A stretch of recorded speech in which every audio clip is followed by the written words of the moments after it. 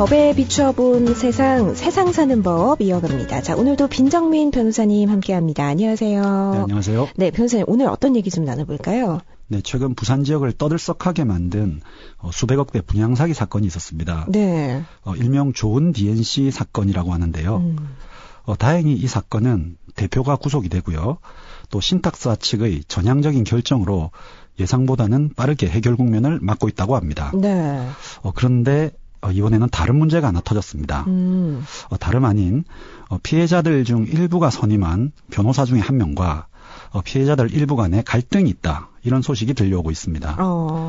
소위 말하는 16억 원의 성공보수를 둘러싸고 이를 지급해야 한다는 담당 변호사와 지급을 거부하고 있는 피해자들 간의 분쟁이 발생했다는 소식인데요. 네.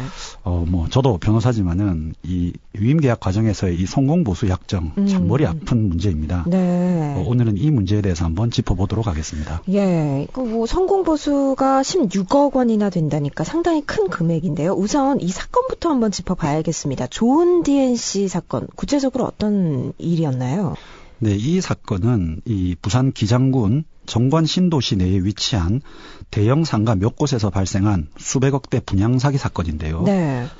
현재 문제가 되고 있는 상가들을 분양한 시행사의 명칭이 바로 좋은 DNC라서 이 회사 명칭을 붙여서 그렇게 부르고 있습니다. 네. 피해자 측에 따르면 이 좋은 DNC는 2010년에 처음으로 상가를 분양을 했는데요. 이 과정에서 투자자들을 모집하기 위해 파격적인 조건 두 가지를 걸었다고 합니다. 네. 하나는 자신들에게 금전 투자를 하면 연 8%의 수익률을 보장하겠다는 것과 또 상가 점포를 분양받으면 분양자에게 월세 일부를 직접 보전해 주겠다는 것이었습니다. 투자를 좀 해보신 분들은 아시겠지만 이건 상당히 파격적인 조건이거든요. 네, 네. 그런데 이런 조건, 즉 회사가 직접 돈을 투자를 받고 이에 대해서 얼마의 수익률을 보장해 주겠다는 것은 불법적인 유사수신 행위에 해당할 수가 있거든요. 그렇군요. 그런데 투자자들은 이러한 사실을 잘 모르고 조건이 좋으니까 이것만 보고 투자를 했다고 합니다. 결국 이 분양사는 이런 방식으로 정관 신도시 내에서만 8차례에 걸쳐서 상가 건설을 계획을 했습니다. 네. 그런데 알고 보니 실제로는 돈이 없어서 투자자들의 돈으로 소위 돌려막기를 하고 있었던 것이죠. 심지어 나중에는 투자금을 추가로 유치하기 위해서 연 30%의 수익을 보장하기도 했다고 합니다. 그래요? 그런데 결국 작년 10월경에 문제가 터졌습니다. 좋은 DNC 측이 2억 원이 넘는 전기료를 체납해서 분양한 상가들에 대한 단전 조치가 발생을 했습니다. 이를 계기로 이 시행사의 부실 경영이 드러났고요. 미리 입점해 있던 CGV라든지 용풍문고가 문을 닫고 기타 다른 입점 업체들도 모두 빠져나가게 되었습니다. 네네. 결국 8개의 상가가 대부분 텅 비게 되었죠. 이에 피해자들이 법적인 조치를 취하게 된 것입니다. 예. 2019년 1월 말에 경찰에 접수된 고소장만 265건에 이르렀고요. 피해자들이 주장하는 피해 금액만 거의 700억대에 이르렀다고 합니다. 그렇군요. 들리는 소문에 의하면은 이 관할이 기장경찰서인데요. 예. 기장경찰서에서 이 사건을 처리하느라 다른 업무를 거의 보지 못했다. 이런 말까지 제가 들은 적이 있습니다. 이 정도로 지역사회에 매우 큰 파장을 일으킨 그런 사건이었습니다. 네네. 이 과정에서 피해자들은 335 모여서 각각 변호사들을 선임해서 법적인 대응에 나서게 되었는데요. 예. 그중 일부인 106명의 피해자들이 이번에 문제가 되고 있는 이 A 변호사를 선임해서 사건을 진행하게 되었습니다. 알려진 바에 따르면은 당시 착수금을 600만 원 정도로 굉장히 적게 받았고요. 그 대신에 성공보수 약정을 16%로 했다고 합니다. 네. 계산을 해보면 대략 16억 정도의 금액입니다. 그렇군요. 그러니까 피해자들이 모여서 좋은 DNC 비상대책위원회를 만들었고 법적인 대응하기 위해서 이 A 변호사와 계약을 맺고 사건을 진행해 오고 있었는데 왜 갑자기 이렇게 갈등이 생기게 된 건가요? 네, 사실 이 사건은 지역 법조계에서도 굉장히 큰 이슈가 된 사건인데요. 예. 워낙 피해 규모가 크고 피해자 수가 많다 보니 이제 쉽게 해결이 되지는 않을 것이다. 그리고 진행이 된다 하더라도 매우 어렵고 또 오랜 시간이 걸릴 것이다. 이것이 이제 부산 지역 법조인들의 중론이었습니다. 네. 그런데 이것이 대검찰청 1호 민생 사건에 선정되는 등 언론에서 큰 이슈가 되었고요. 네네. 이로 인해서 본격적인 민형사 소송에 들어가기도 전에 대표가 구속되는 선에서 어느 정도 사태가 해결되는 상황이 되어버렸습니다. 사실 굉장히 좋은 일이기는 한데요. 예. 이렇게 상황이 해결될 기미가 보이자 이 변호사를 선임한 이 비상대책위원회, 즉 106명의 피해자들은 이 A 변호사에게 선임 계약을 해지한다는 통보를 하게 됩니다. 그러자 이 A 변호사는 변호사 선임 계약상 변호사의 별다른 귀책 사유가 없음에도 불구하고 의뢰인 측에서 일방적으로 해임 통보를 하는 경우에는 이를 승소로 본다는 계약서상의 조항이 있다는 점을 근거로 해서 약속한 성공 보수를 지급해달라고 요구를 했습니다. 예. 그러나 이 비대위 측에서는 이를 모두 지급할 수는 없다고 버티었고요. 그러자 이 A 변호사가 법원에 성공보수비 등을 지급해달라는 소를 제기하면서 이 문제가 불거지게 된 것입니다. 아, 그렇군요. 그러니까 문제가 해결되는 과정에서 비대위 측이 이 A 변호사에게 선임 계약을 해지한다 이렇게 통보하게 됐는데 정확한 해지 이유는 뭔가요?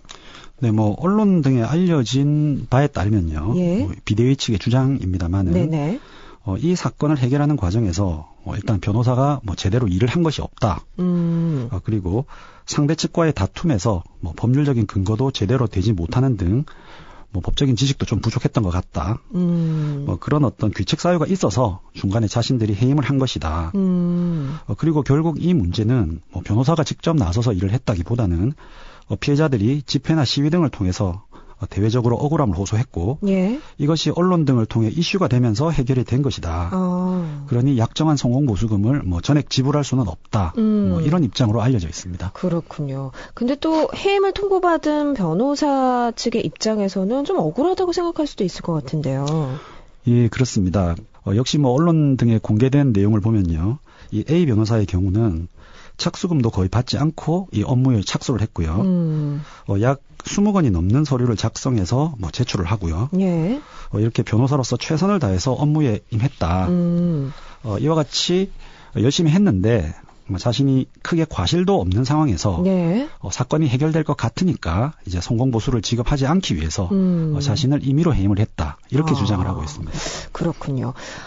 이 변호사 측에서는 승소 간주 조항이라는 게 있다. 그래서 이 조항을 근거로 지금 성공보수를 모두 지급해야 한다 이렇게 주장하고 있는 거 아니겠습니까? 이게 정확히 어떤 조항인가요? 실제 재판에서 좀 인정이 되고 있나요? 저를 포함한 대부분의 변호사들이 이 위임 계약을 할 때 이 조항을 포함을 시킵니다. 그렇군요. 네, 앞서도 잠시 말씀드렸지만 예. 이 성공보수라는 것은 원칙적으로 승소를 해야만 받을 수 있는 금액입니다. 그런데 의뢰인이 재판에서 이기는 방법이 꼭 재판에서 승소를 해서 원하는 결과를 얻는 것 이외에도 네. 다른 방법으로 이기는 경우들도 많거든요. 이를테면 재판 도중에 조정을 통해서 문제가 해결이 된다든지 예. 아니면 교섭 끝에 상대방이 갑자기 소를 취한다든지 이런 식으로 말이죠. 네. 그런데 이제 이를 악용하는 의뢰인들이 조금 계십니다. 예를 들면 변호사가 수차례 교섭을 하고 재판을 했는데 네. 이렇게 재판이 길어지다 보니 상대방이 그냥 지쳐서 적당한 금액을 지급하겠다는 의사를 표현해서 조정이 성립된다거나 이런 경우가 있는데요. 예. 이런 경우에 이제 이 성공보수를 지급하지 않기 위해서 여러 가지 좀 트집을 잡아서 변호사를 해임해 버리는 거죠. 일부 의뢰인이긴 합니다만 그런 경우가 좀 있어서 이런 꼼수를 방지하기 위해서 이러저러한 경우에는 승소로 본다는 조항을 삽입해 둡니다. 이것이 이제 승소 간주 조항인데요. 예. 마지막으로 한번 정리를 해보면 네. 위임 계약 자체가 꼭 소송의 승소를 통해서 원하는 바를 이뤘을 경우에만 성공보수를 지급하겠다 이런 것이 아니고 네네.